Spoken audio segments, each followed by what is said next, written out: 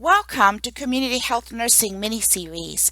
This mini-series have been designed to introduce to you fundamental community public health nursing concepts. Before you begin listening to this mini-series, I recommend that you have your notebook ready and you have your PowerPoint printed and that you're taking notes so you can follow along with this mini-series lesson.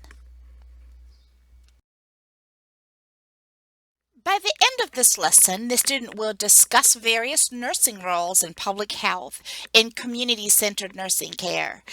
The student will understand public health nursing approaches utilized in community health practice. The student will define epidemiology and describe basic terminology and concepts of epidemiology.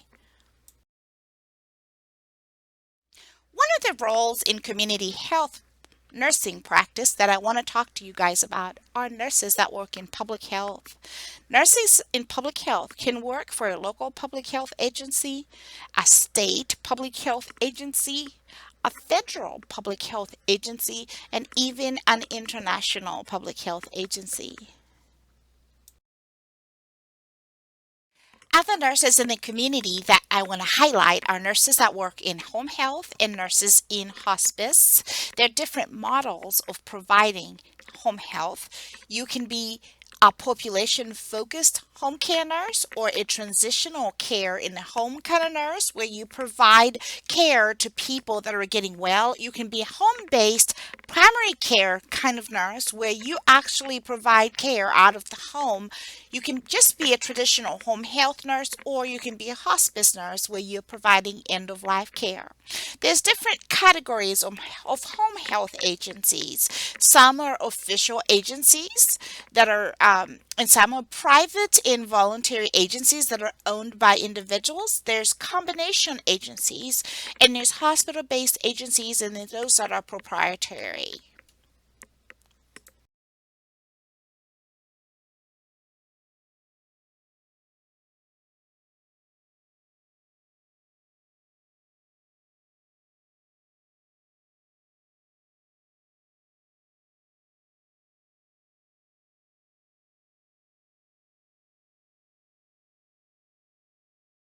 Nurses in schools function as direct caregivers, educators, counselors, consultants, and case managers, using their nursing knowledge and expertise to provide primary prevention and secondary prevention and tertiary prevention. We talked about this in another mini series. It's important for you to look at ways they do that. They may do education and prevention of injuries and substance abuse, which is a big deal, and they may also monitor child for all their immunizations before they start school so that they do not infect other children. Secondary prevention strategies, they may be doing some screening for illnesses. The school nurses may develop care plans for emergencies. They may be giving medications and monitoring to prevent errors for meds that the students are taking, and they also may be reporting suspected child abuse and neglect. Tertiary prevention may include long-term health needs of the students. There's a lot of children with asthma and other disabling conditions.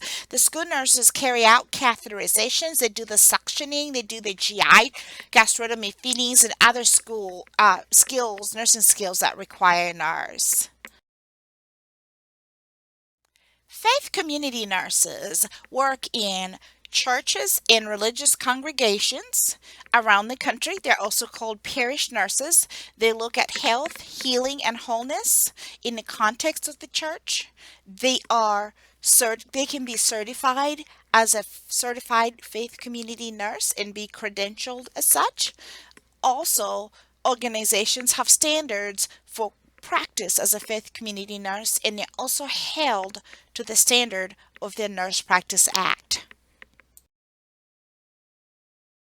Another area of nursing to explore is forensic nursing. Forensic nursing is an exciting area for nurses to practice in the community. Pause the video and look up areas in agencies that employ forensic nurses. Nurses can work in correctional facilities as well. That's another different avenue for nurses to work in the community.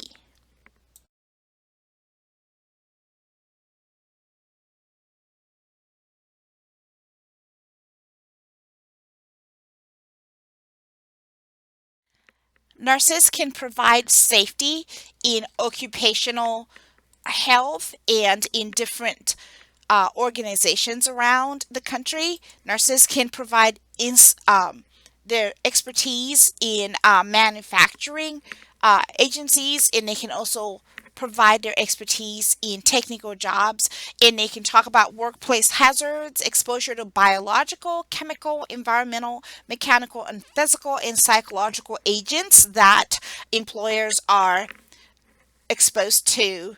And this is another exciting area nurses can work. Let's now switch gears and talk about something that's very important in public health. It's a science basis for public health, the study of distribution and determinants of health related states among specified populations, and the application of that study to the control of health problems is referred to as epidemiology.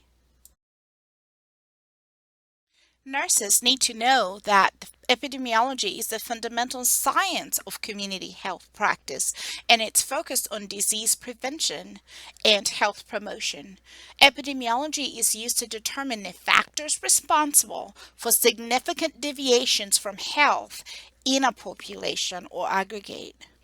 And so we can prevent or control the disease and promote health.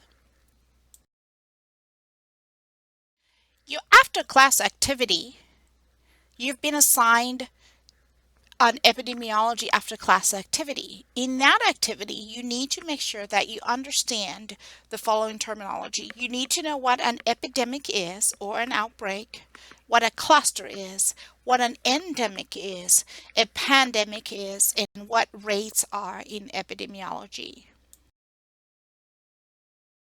Epidemiologists use a lot of terminology that you need to be familiar with. These are measures of morbidity and mortality.